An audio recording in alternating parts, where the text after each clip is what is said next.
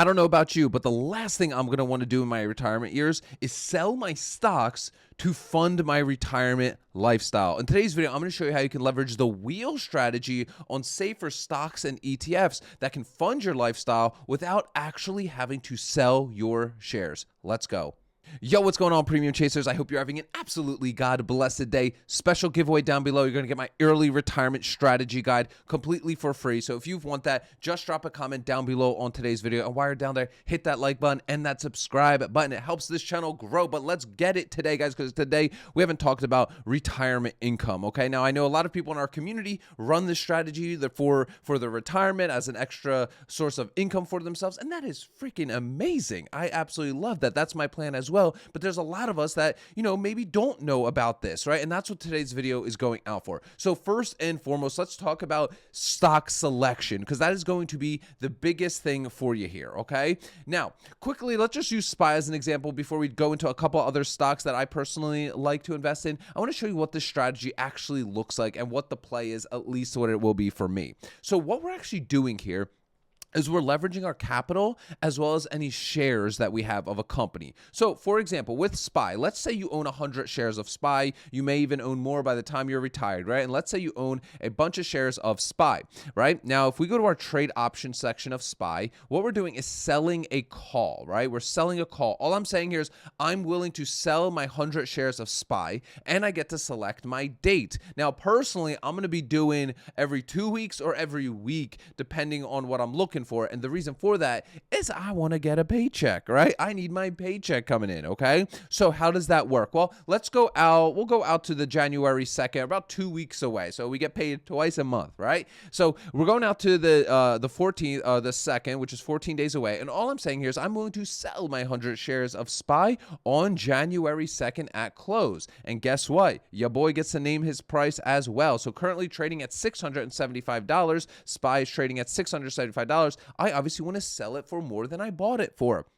Now, your cost basis is probably going to be a lot lower than $675 if you're currently doing this, as you've accumulated maybe over the years a bunch of shares of SPY. But for the sake of this example, I'm going to show you the power of this. If I just own 100 shares of SPY and it's trading at $675. So what I will then do is I'm going to go look for a little bit more of a conservative play. My play here is income. Okay, this is going to be what I'm about to show you is an income investing play. This isn't necessarily about beating the market, right? It's about funding my lifestyle. That's what it is about. So whatever your lifestyle is, you need $20,000 a month, $10,000. I don't know you at all, right? You're viewing here, so you're gonna have to adjust this all to your stuff. I'm not a financial advisor, right? But for example, let's say I look at let's say 683s. We'll open up 683s. We'll quickly look at a delta, a 34 delta, a little too aggressive in my opinion. Let's go 685, a 28 delta. Okay, about a 0.30 delta. What that basically means is there's a 30% chance that in 14 days, I may have to end up selling my shares, okay? But for taking that risk, I am collecting right now $231 of premium. So I'm gonna go toss this into my covered call calculator right here. Let me zoom in for you guys so you can see it. And I live and breathe by these calculators, guys. Oh my God, they're so simple, but they're so key to be able to keep yourself organized, especially as we are not full-time traders. And you can snag all of my calculators as well as my trade logs completely for free. Attend the Ark Options workshop down below. It'll take this training that you're learning to the next level. So click that first link. So 231. Now, what is my cost basis here?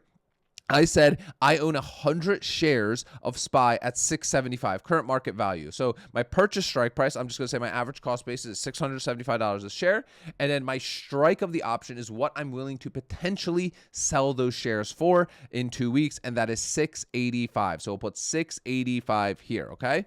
Now we got to talk about the risk. Obviously, results vary, not financial advice. These premiums are just what I'm seeing on the chain at the time of recording this. I'm getting about a 0.34% return on my collateral in a 2-week period. Is that good? Is that bad? I don't know. You got to make that judge for yourself. But take a look at this. If I end up selling my shares, I get $1,000 extra in profit for a total of $1,200 for just about a 2% return if I end up selling my shares. But let's talk about the risks of this strategy real quick because they're important to understand. First and foremost, let's say on January 2nd, SPY is trading below 685. Well, then you're not selling your shares, right? You don't have to sell them. You run it for the next week, right? The second thing that can happen, and this is the biggest risk of this strategy, is that let's say on the second, SPY is trading at 690, 700. Well, you have locked in your gains at 685, right? So you are maxing out fully here, okay, at 685. This is your full profit potential on this trade, okay? That is your full profit potential. Now, what's the actual play here? Okay, is it because this may not necessarily be as enticing to you? Now, I do believe even if you're getting a 0.34, a 0.5% return in a week in your retirement years is absolutely fantastic. So let me show you guys it real quick. So let's go. I'll show you guys the put side. So what we're now going to do is we're going to go sell a put, okay? Now, what this means is we're willing to buy 100 shares of SPY on a certain date that we choose, okay? That's what that means. We're willing to buy 100 shares of SPY on a date that we choose, which we're just leaving as January 2nd. Now, right from here, this is where I would select what that strike price would be, right? What price do I actually want to buy 100 shares of SPY on, right? So in this case, right, let's say if it drops to 670, right, and we'll do a similar delta 35. Actually, let's go a little bit lower. Let's go 667 point 30. Perfect. So that's a 30% chance I'll end up having to buy it, 70% chance I don't have to end up buying it. Those are kind of the odds I like to go with. Now, if I do this, I would collect $430 of premium from the options buyer. This is deposited immediately into my account. So let's go toss this into my cash secured put calculator. You guessed it. And we'll zoom in here real quick. And we will say $430. We're collecting $430 of premium. Obviously, results vary, not financial advice. Go do your own research. It's just what I'm seeing on the chain at the time you're recording this. But I'm locking up $66,700 for a 2-week period and getting a 0.64% return. Now, this is where it gets a little bit more exciting in my position, in my opinion. Why? Because what I like to do is use brokerages that pay me interest on my collateral. Now, obviously, when you're retired, I would hope you have more than $66,000 in your account. Primarily if I'm running this with $1 million account, I might be doing 10 contracts on this, right, on a weekly basis, right? And I'm locking up $667,000. I'm collecting $4,300 in a 2-week period, okay? Now let's talk about the risks though, because this is important before you get all excited. First and foremost, if SPY is trading above 667 at January 2nd, you're not buying your shares. Obviously, it's not at 667. But the big risk, right, and your collateral gets freed up and you could run the play for the following week or 2 weeks, whatever you want to do. But the biggest risk on this side is that, let's say on the second, it's trading at like 665, 660. You're on the hook to buy it at 667. But why does that not bother me? And why during my retirement years, I'm primarily going to be running this on like a SPY or a QQQ? Well, the reason for that is simply by this chart.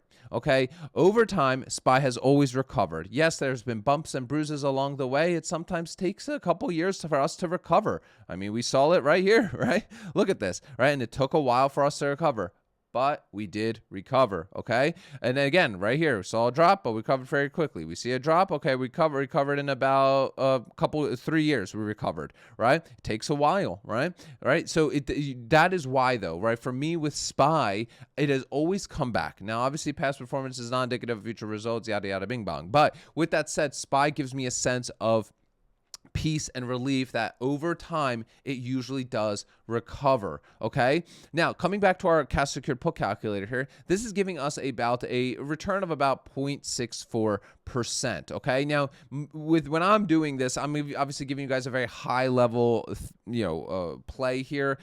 I would stripe this across multiple strike prices. Usually I would do like the 667, 665s, maybe even the 663s. That way I'm kind of dollar cost averaging, because if I get assigned, right, I want to hedge my risk as best as I can. So with that said, it depends on your port size, right? Like if you're working with 10 mil in retirement, like $667 is honestly not really much for you. If you get assigned SPY, okay, big deal. You're stuck bag holding maybe for a couple years if SPY has a huge correction.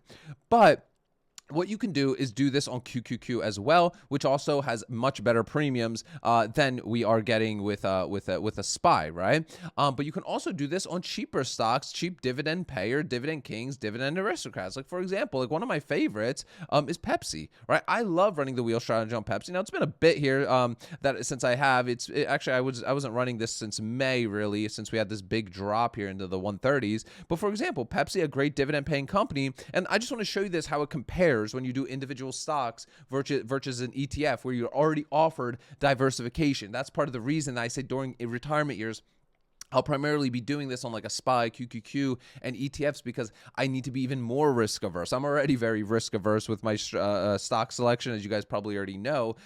But with that said, here you can see we collect a little bit more premium, right? So I'll go out, let's say we'll go 35 days out, usually 30, 45. And if I look at like the 140s, let's see, I am not in market hours, but we'll look at the 147s, right? We're collecting just about the bid ask is massive here. So once market opens, obviously we'll see that a little bit, but we'll just assume $200 of premium we'd collect on the 147s. We'll go to our cash secured put. We're collecting $200 here, right between the midpoint, roughly between the bid and the ask, but we're locking up $14,700, right? 14,700, right? For a 35-day period, 1.36% return. Is that good?